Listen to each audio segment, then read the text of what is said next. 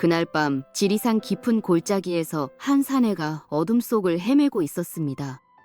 달빛마저 구름에 가려진 칠흑 같은 어둠 속에서 갑자기 들려온 것은 짐승의 신음소리였습니다. 그것도 보통 짐승이 아닌 산중의 왕이라 불리는 호랑이의 괴로운 신음이었습니다. 사내는 그 순간 알았습니다. 저 맹수를 돕지 않으면 평생 후회할 것이라는 것을요. 안녕하세요. 야당극장입니다. 시청해주셔서 감사하고 즐겁게 감상해주세요. 조선 중기 전라도 구례 땅에서 실제로 있었다고 전해지는 일입니다. 주인공은 김서방이라는 평범한 나무꾼이었는데요. 그는 40이 넘도록 장가도 못 가고 호러미를 모시며 겨우겨우 입에 풀칠이나 하고 사는 처지였습니다. 아침이면 지게를 지고 산으로 올라가 나무를 해다가 장에 내다다 팔아 그날그날 연명하는 것이 그의 일상이었습니다. 그렇게 평범하게 살아가던 그에게 어느 날 믿기 힘든 일이 벌어졌으니 그것이 바로 오늘 제가 들려드릴 이야기의 시작입니다. 그날도 김서방은 새벽같이 일어나 산으로 올라갔습니다. 지리산 자락은 워낙 깊고 험해서 사람들이 잘 들어가지 않는 곳이었지만 김서방은 어릴 적부터 이 산을 누비며 자란 터라 길을 잃을 염려가 없었습니다. 해가 중천에 떴을 무렵 그는 골짜기 깊숙한 곳에서 좋은 소나무 몇 그루를 발견했습니다. 도끼질을 하며 땀을 흘리고 있는데 갑자기 등골이 오싹해지는 느낌이 들었습니다. 누군가 자신을 지켜보고 있다는 느낌이었습니다. 천천히 고개를 돌리니 저 멀리 바위 위에 커다란 호랑이 한 마리가 앉아 있었습니다. 김서방의 심장이 터질 듯 뛰기 시작했습니다. 손에서 도끼가 떨어질 뻔했지만 간신히 붙잡았습니다. 호랑이는 산중의 왕이요. 사람을 단번에 물어 죽일 수 있는 무시무시한 맹수가 아니겠습니까? 그런데 이상한 것은 그 호랑이가 공격해오지 않는다는 것이었습니다. 아니, 공격할 기세조차 보이지 않았습니다. 오히려 그 자리에 웅크리고 앉아 계속해서 신음소리를 내고 있었습니다. 김서방은 온몸이 얼어붙은 채 한참을 그 자리에 서 있었는데 조금씩 두려움이 가시면서 이상한 생각이 들기 시작했습니다. 저 호랑이가 아픈 게 아닐까 하는 생각 말입니다. 용기를 내어 한 걸음 한 걸음 다가가 보니 호랑이는 입을 크게 벌리고 괴로워하고 있었습니다. 그리고 그 입속에서 무언가 하얀 것이 보였습니다. 더 가까이 다가가 자세히 보니 놀랍게도 커다란 짐승의 뼈 한 조각이 호랑이의 목구멍에 가로로 박혀 있었습니다. 아마도 사냥한 노루나 멧돼지를 먹다가 뼈가 목에 걸린 모양이었습니다. 호랑이는 며칠째 아무것도 먹지 못하고 고통 속에 있었던 것 같았습니다. 눈빛은 흐릿했고 몸은 야위어 있었으며 평소라면 단번에 사람을 물어뜯을 맹수가 이제는 기력조차 없어 보였습니다. 김서방은 그 순간 이상한 감정에 사로잡혔습니다. 이 무시무시한 맹수가 갑자기 불쌍하게 느껴진 것입니다. 사람이든 짐승이든 고통받는 모습을 보면 측은한 마음이 드는 것이 인지상정이 아니겠습니까? 게다가 이 호랑이는 자신을 해칠 기력도 없어 보였습니다. 하지만 다른 한편으로는 두려움이 엄습했습니다. 만약 뼈를 빼주다가 호랑이가 입을 다물면 어떻게 되겠습니까? 자신의 팔이 그대로 물려 잘려나갈 것이 분명했습니다. 아니, 운이 나쁘면 목숨까지 잃을 수도 있는 일이었습니다. 김서방은 한참을 고민했습니다. 도망칠까? 아니면 도와줄까? 머릿속이 복잡했습니다. 그때 문득 어머니의 말씀이 떠올랐습니다. 어머니는 늘 이렇게 말씀하셨습니다. 세상 모든 생명은 귀한 것이니 함부로 해치거나 외면해서는 안 된다고요. 작은 개미 한 마리라도 밟지 말라고 하셨습니다. 그 말씀을 떠올리니 김서방의 마음이 정해졌습니다. 비록 무서운 맹수이긴 하지만 지금 저 호랑이도 도움이 필요한 생명체가 아니겠습니까? 김서방은 깊은 숨을 들이쉬고는 천천히 호랑이에게 다가갔습니다. 호랑이는 김서방을 바라보며 낮게 으르렁거렸지만 공격하지는 않았습니다. 마치 도와달라고 애원하는 것 같았습니다. 김서방은 조심스럽게 호랑이 옆에 무릎을 꿇고 앉았습니다. 가까이서 보니 호랑이의 눈에는 눈물이 맺혀 있었습니다. 짐승도 아프면 눈물을 흘리는구나 싶어 마음이 더욱 짠해졌습니다. 그는 떨리는 손으로 호랑이의 턱을 쓰다듬으며 낮고 부드러운 목소리로 말을 걸었습니다. 걱정 마라. 내가 도와주마. 조금만 참아라. 금방 끝날 테니 절대 입을 다물지 말아라고요. 신기하게도 호랑이는 김서방의 말을 알아듣는 것처럼 조용히 입을 벌리고 있었습니다. 김서방은 자신의 옷고름을 풀어 긴 끈을 만든 다음 그것을 호랑이의 위아래 송곳니 사이에 감아서 입이 갑자기 다물리지 않도록 안전장치를 만들었습니다.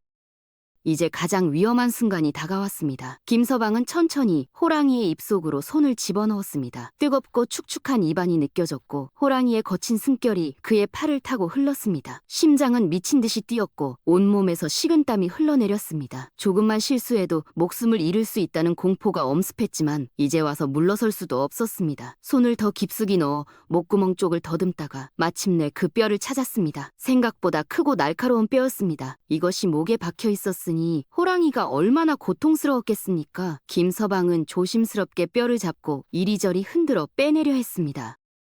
뼈는 생각보다 깊숙이 박혀 있었습니다. 한 번에 빠지지 않았습니다. 김서방은 땀을 뻘뻘 흘리며 계속해서 시도했습니다. 호랑이도 고통스러운지 몸을 움찔거렸지만 꾹 참고 있었습니다. 마침내 세 번째 시도 끝에 뼈가 빠져나왔습니다. 김서방은 그 뼈를 들고 재빨리 호랑이의 입에서 손을 빼냈습니다. 온몸에 힘이 빠져 주저앉을 뻔했지만 간신히 버텼습니다. 호랑이는 입을 다물더니 몇 번 침을 삼키고는 고개를 좌우로 흔들었습니다. 그리고는 김서방을 빤히 바라보았습니다. 김서방은 그 눈빛에서 고마움을 느낄 수 있었습니다. 말은 하지 못해도 눈빛만으로도 충분히 전해지는 감정이 있는 법입니다. 호랑이는 천천히 자리에서 일어났습니다. 이제 목의 통증이 사라졌는지 몸을 크게 한번 털었습니다. 그리고는 김서방에게 다가와 그의 손을 큰 혀로 한번 핥았습니다. 따뜻하고 거친 감촉이었습니다. 그리고는 뒤돌아서서 숲속으로 사라졌습니다. 김서방은 한참을 그 자리에 서서 호랑이가 사라진 방향을 바라보았습니다. 믿기지 않는 일이었습니다. 방금 전까지만 해도 산중의 맹수를 목전에서 만나 그 입속에 손을 넣었다는 것이 꿈만 같았습니다. 하지만 손에 남아있는 호랑이의 침과 냄새가 그것이 현실이었음을 증명했습니다.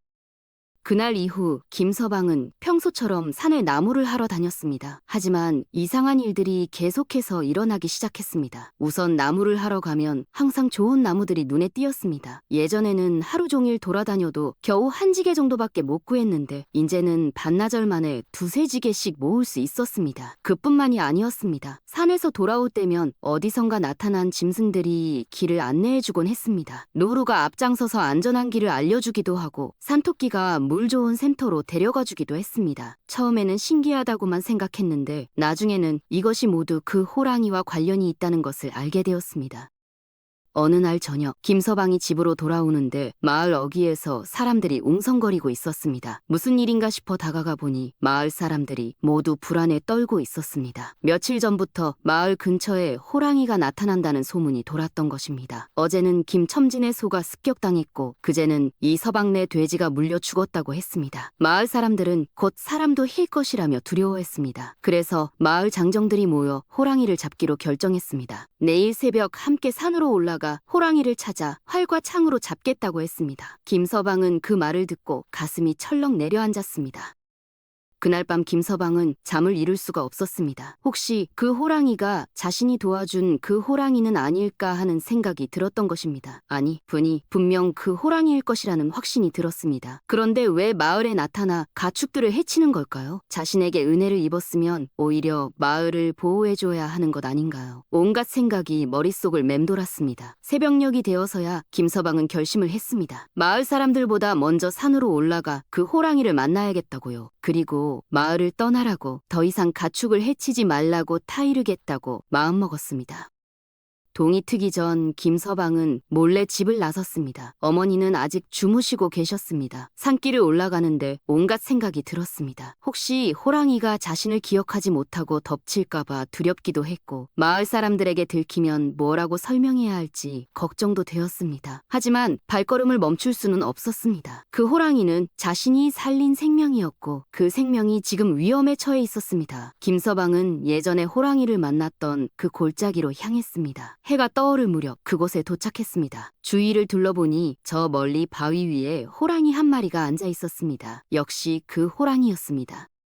김서방이 다가가자 호랑이는 고개를 들어 그를 바라보았습니다. 그리고는 천천히 내려와 김서방 앞에 섰습니다. 김서방은 호랑이의 눈을 똑바로 보며 말했습니다. 네가 왜 마을에 나타나 가축들을 해치는지 모르겠지만 이러다가는 사람들이 너를 죽이러 올 거라고 부디 이 산을 떠나 더 깊은 곳으로 가달라고 애원했습니다. 그런데 호랑이는 고개를 가로저었습니다. 아니, 짐승이 고개를 가로젓다니 이게 무슨 일인가 싶었지만 분명 그랬습니다. 호랑이는 김서방을 바라보며 낮게 울음소리를 냈습니다. 그리고는 앞발로 땅을 긁기 시작했습니다. 무언가를 전하려는 것 같았습니다.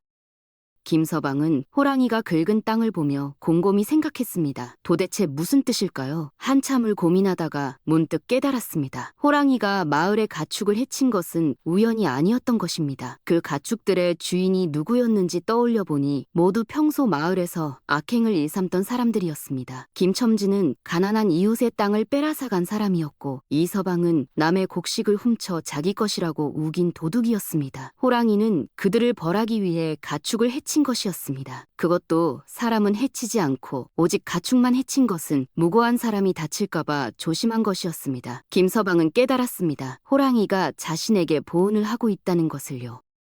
그때 멀리서 사람들의 목소리가 들렸습니다. 마을 장정들이 호랑이를 잡으러 올라오고 있었습니다. 김서방은 다급해졌습니다. 호랑이에게 빨리 도망가라고 손짓했습니다. 하지만 호랑이는 움직이지 않았습니다. 오히려 김서방 옆에 더 바짝 다가왔습니다. 그리고는 낮게 으르렁거리며 김서방을 등에 태우려는 듯한 행동을 했습니다. 김서방은 처음에는 뜻을 이해하지 못했지만 호랑이가 계속 재촉하자 결국 조심스럽게 호랑이 등에 올라탔습니다. 순간 호랑이는 바람같이 달리기 시작했습니다. 김서방은 호랑이의 등에 매달려 있는 것이 고작이었습니다. 산을 오르고 계곡을 건너며 쉴 새 없이 달렸습니다. 한참을 달린 끝에 호랑이는 깊은 산속 동굴 앞에 멈춰 섰습니다. 김서방을 내려놓은 호랑이는 동굴 안으로 들어가라는 듯 고개를 끄덕였습니다. 김서방은 두려웠지만 호랑이를 믿고 동굴 안으로 들어갔습니다. 안은 생각보다 넓었고 깊었습니다. 한참을 걸어 들어가니 놀라운 광경이 펼쳐졌습니다. 동굴 안에는 금은보화가 가득했던 것입니다. 오래전 산적들이 숨겨둔 보물인 듯 했습니다. 호랑이는 그곳으로 김서방을 안내한 것이었습니다. 김서방은 믿을 수가 없었습니다. 이 모든 것을 자신에게 주겠다는 뜻인가요? 호랑이는 고개를 끄덕이며 다시 한번 김서방의 손을 핥았습니다. 그리고는 동굴을 나가 어디론가 사라졌습니다. 김서방은 한참을 그 자리에 서 있었습니다. 꿈만 같은 일이었습니다. 평생 가난하게 살아온 자신에게 이런 행운이 찾아오다니 믿기지 않았습니다. 하지만 눈앞에 쌓여있는 금은보화는 분명 현실이었습니다. 김서방은 그중 작은 금덩이 몇 개만 챙겨서 동굴을 나왔습니다. 욕심을 부리면 안 된다는 것을 알고 있었습니다. 산을 내려와 마을로 돌아가니 장정들이 호랑이를 찾지 못하고 돌아온 뒤였습니다. 모두들 신기해하며 호랑이가 어디로 갔을까 궁금해했습니다. 김서방은 아무 말도 하지 않았습니다. 그저 마음속으로 호랑이의 안전을 빌었습니다. 그날부터 김서방의 삶이 달라지기 시작했습니다. 조금씩 금을 팔아 어머니께 좋은 옷과 음식을 사드렸고 낡은 집도 고쳤습니다. 하지만 욕심을 부리지 않고 여전히 검소하게 살았습니다. 그리고 남은 재물로 마을의 가난한 사람들을 도왔습니다. 과부가 된 집에는 쌀을 보내주고 병든 노인에게는 약값을 대주었습니다. 마을 사람들은 김서방이 갑자기 부자가 된 것을 신기해했지만 그가 어떻게 재물을 얻었는지는 아무도 몰랐습니다. 김서방은 평생 그 비밀을 지켰습니다. 호랑이와의 약속을 지키기 위해서였습니다. 세월이 흘러 김서방은 45이 되던 해에 좋은 인연을 만나 장가를 들었습니다. 아내는 착하고 부지런한 여인이었고 얼마 후 아들까지 얻었습니다. 어머니는 손주를 보고 기뻐하시다가 평안히 돌아가셨습니다. 김서방은 효자로 이름이 났고 마을에서 존경받는 사람이 되었습니다. 그리고 늘 말했습니다. 작은 선행도 귀하게 여기고 어려운 이웃을 외면하지 말라고요. 언제 어디서 어떤 은혜가 돌아올지 모르는 것이니 항상 착하게 살아야 한다고요. 그로부터 몇 년이 흐른 어느 봄날이었습니다. 김서방은 이제 50살이 되어 있었고 아들은 씩씩하게 자라고 있었습니다. 그날 김서방은 오랜만에 산에 올라갔습니다. 나무를 하러 간 것은 아니었고 그저 옛날 생각이 나서 산책 삼아 올라간 것이었습니다. 예전에 호랑이를 만났던 그 골짜기를 지나고 있는데 갑자기 익숙한 기척이 느껴졌습니다. 고개를 들어보니 저 멀리 바위 위에 늙은 호랑이 한 마리가 앉아 있었습니다. 그 호랑이였습니다. 세월의 흔적이 역력했지만 분명 그 호랑이였습니다. 김서방은 천천히 다가갔습니다. 호랑이도 김서방을 알아보았는지 천천히 내려왔습니다. 두 존재는 한참을 서로를 바라보았습니다. 말은 없었지만 모든 것이 전해졌습니다. 그동안 잘 지냈냐는 인사, 덕분에 행복하게 살고 있다는 감사, 그리고 평생 잊지 않겠다는 약속까지도요. 호랑이는 마지막으로 김서방의 손을 한 번 더 핥았습니다. 그리고는 천천히 돌아서서 깊은 숲속으로 사라져갔습니다. 김서방은 그 모습을 보며 눈물을 흘렸습니다. 기쁨의 눈물이었습니다. 자신이 베푼 작은 용기와 선행이 평생의 복이 되어 돌아왔다는 것에 대한 감사의 눈물이었습니다. 그 후로 김서방은 다시는 호랑이를 보지 못했습니다. 아마도 호랑이는 깊은 산속 어딘가에서 편안히 여생을 보냈을 것입니다. 김서방 역시 마을에서 존경받으며 오래오래 살다가 80이 넘어 편안히 눈을 감았습니다. 그가 죽기 전 아들에게 이 이야기를 전해주었고, 아들은 또 손자에게 전해주어 대대손손 이 이야기가 전해졌습니다. 그래서 지금도 사람들은 말합니다. 어떤 생명이든 함부로 하지 말고 어려움에 처한 이를 보면 용기를 내어 도우라고요. 그 선행은 반드시 복이 되어 돌아온다고요. 이것이 바로 호랑이 목에 걸린 뼈를 빼주고 평생의 복을 얻은 김서방의 이야기입니다. 세상에는 참으로 기이하고 신기한 일들이 많이 있습니다. 때로는 믿기 힘든 일도 일어나는 법입니다. 하지만 그 모든 일의 중심에는 언제나 선한 마음과 용기 있는 행동이 있었습니다. 여러분도 살아가시면서 누군가 도움이 필요한 순간을 만나신다면 두려워하지 마시고 용기를 내어 손을 내밀어 보십시오. 그 작은 선행이 언젠가는 큰 복이 되어 돌아올 것이니까요. 오늘의 이야기는 여기까지입니다.